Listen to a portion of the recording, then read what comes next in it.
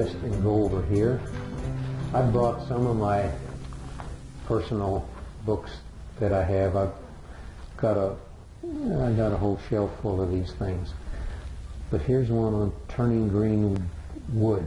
It's an excellent book. It's in our library. This is one of my prized ones by Richard Ruffan, and he has personally autographed this one. I got that at a show that I was at, and he was demonstrating. Now, for those of you who are engineers, and techies and all that kind of stuff and know your math, you need to know this. You need to study and find out what the golden mean is. The golden mean. I'm not going to go into that, but that's the book. And if you'll notice in the back of this book, they've got all the cathedrals and all the different buildings and the angles. These guys who built cathedrals in France and Italy and Europe, they knew all of this stuff, you know, up here.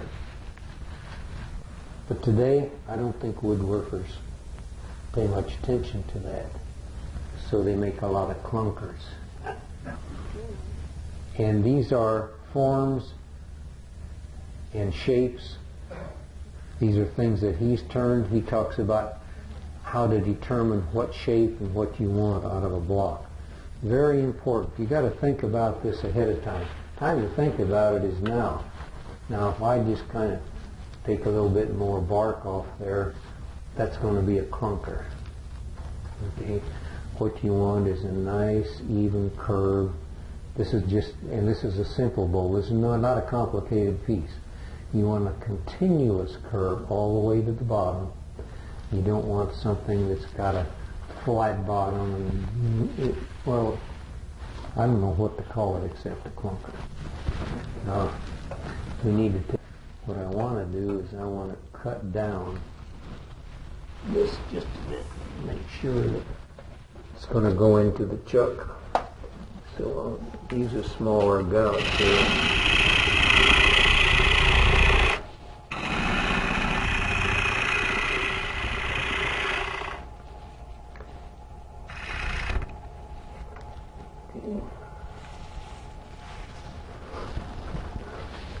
It's still got a good hold on it. And I'm going to cut against the grain here, because we're just roughing this out.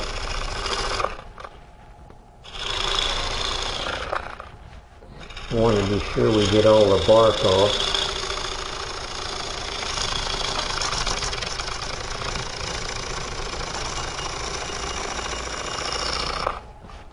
Before we determine the final shape. Okay, we've got all the bark off. Now we want a foot. I like my bowls with foots. Foots. Feet. Feet should be a third to a half.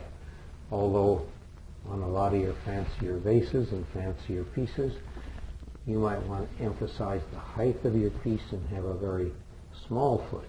But for the average usable bowl, you want a foot that's a third to a half of the diameter, which on this bowl is 10 inches. So we want something that's 5 inches. Now I can get my ruler and get it up here and make a pencil line, which if I had a fine piece of wood I would do. On this one I'm just going to kind of guess it. Anyway, this is a tenon, T-E-N-O-N.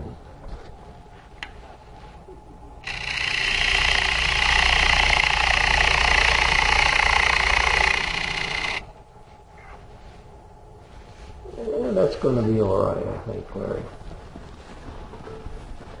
Then I've got to be sure that that base, the important thing, is when you're using a chuck. See that flat surface? Ooh, somebody gouged that one.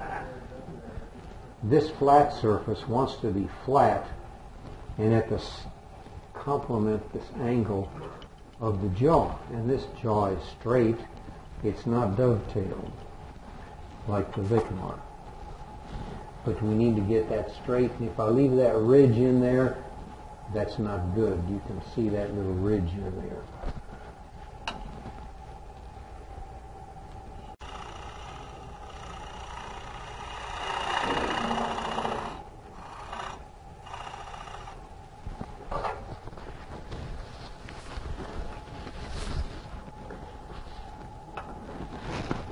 Now let's turn the foot. It's going to be about 4 to 5 inches in there, so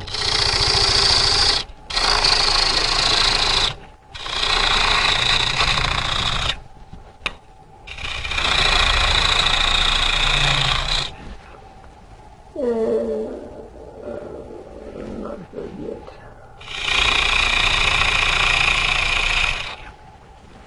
That'll be a pretty good foot. Now let's turn the shape of the bowl. We're ready to decide. We want a nice even shape from the rim all the way down. Now the rim isn't quite 100% yet. There's a flat spot or two in there that I noticed when it was stopped. So we've got room to play with the total diameter.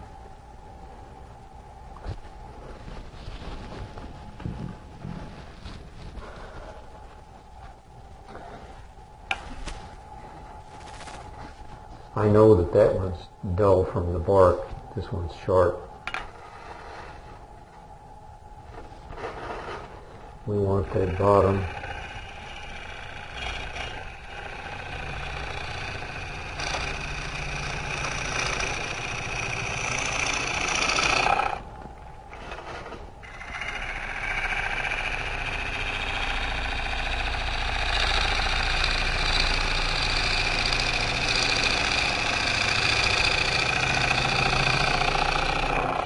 That to kind of fade right into that foot.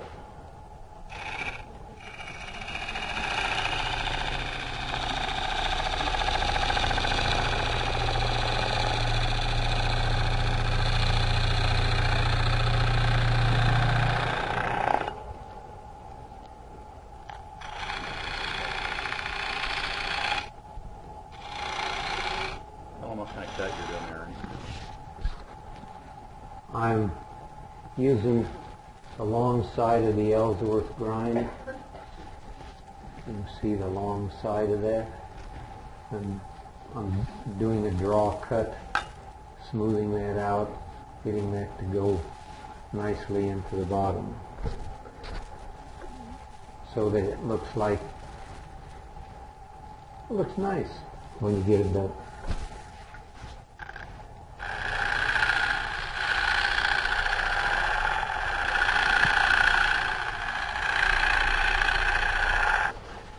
That's good. We might want to alter that when we...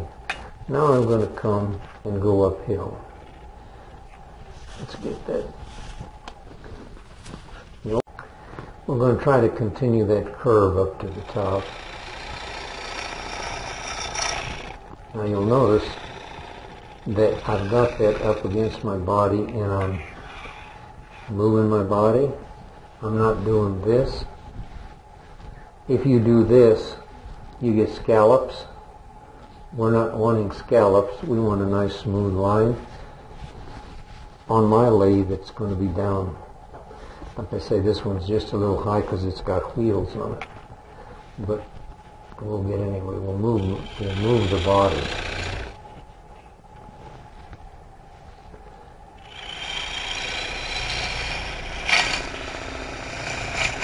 And you don't want to take too big a bite always, so you just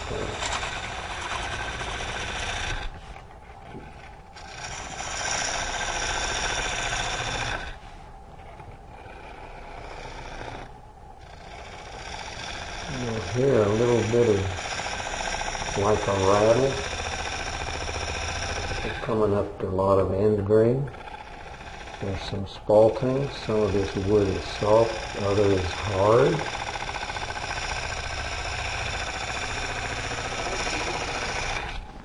Pardon? What kind of wood is that? I think it's maple. Not a very good shape yet.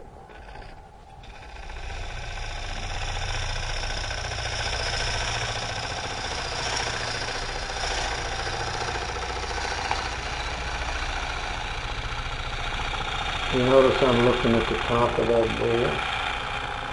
I'm not looking at the...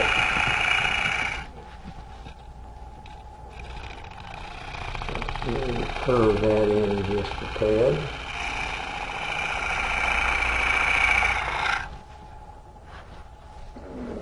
Just kind of see that hump in there? Not good. It's not a good shape. You don't want to have a clunker. Well, we've got the flat spot out of the top, so we'll come around and we'll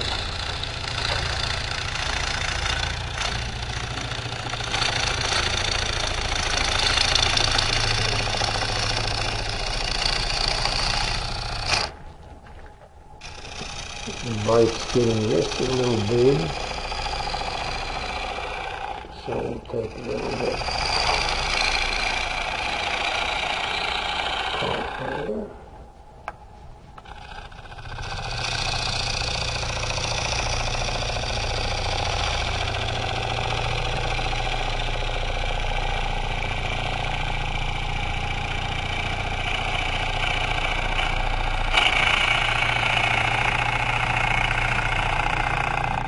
And that right up into the bottom of the foot, top of the foot.